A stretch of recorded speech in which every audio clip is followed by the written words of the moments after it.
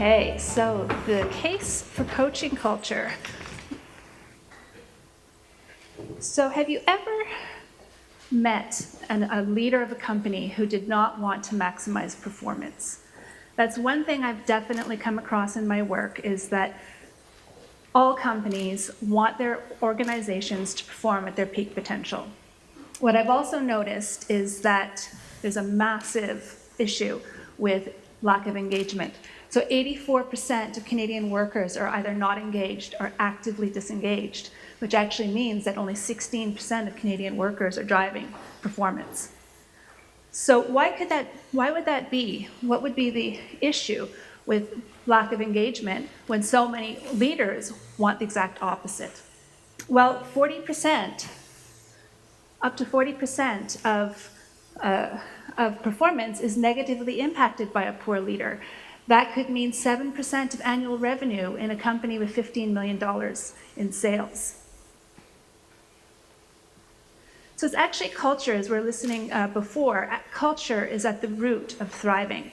And what I want to talk to you a little bit about today is how a coaching culture is the answer to bridging that gap between low engagement and high performance. So when we're talking about culture, this is Peter Drucker. I don't know if you recognize him.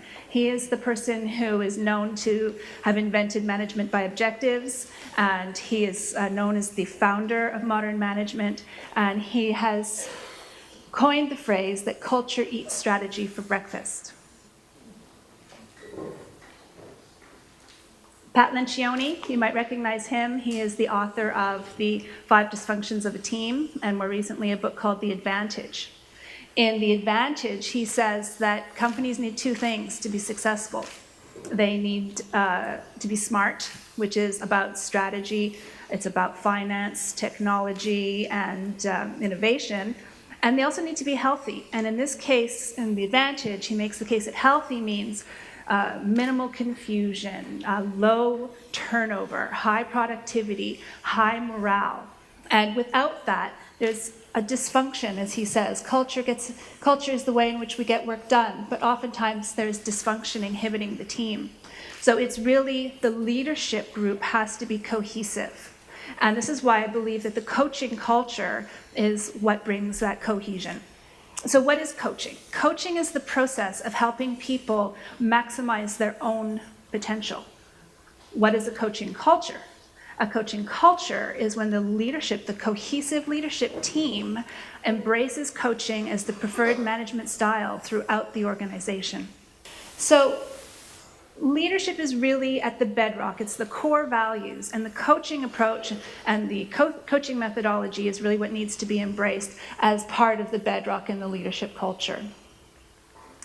So the next few slides I'm going to show you, these come courtesy from the International Coach Federation and the Human Capital Institute. They released recently their 2016 report called Building a Culture with Managers and Leaders. So there are 879 survey responses. 5% of them were traditional managers. 42% were managers and leaders using the coach approach.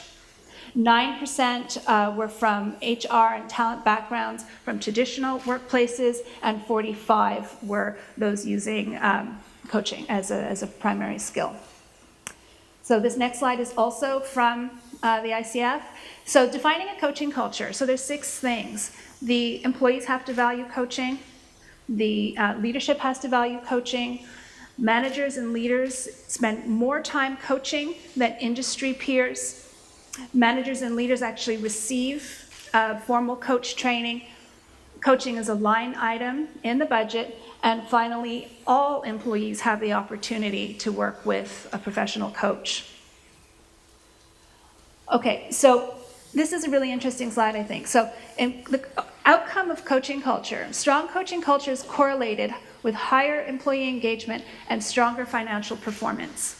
So here, the percentage of employees who rated themselves as highly engaged in a coaching culture was 62% versus 50% in all other cultures.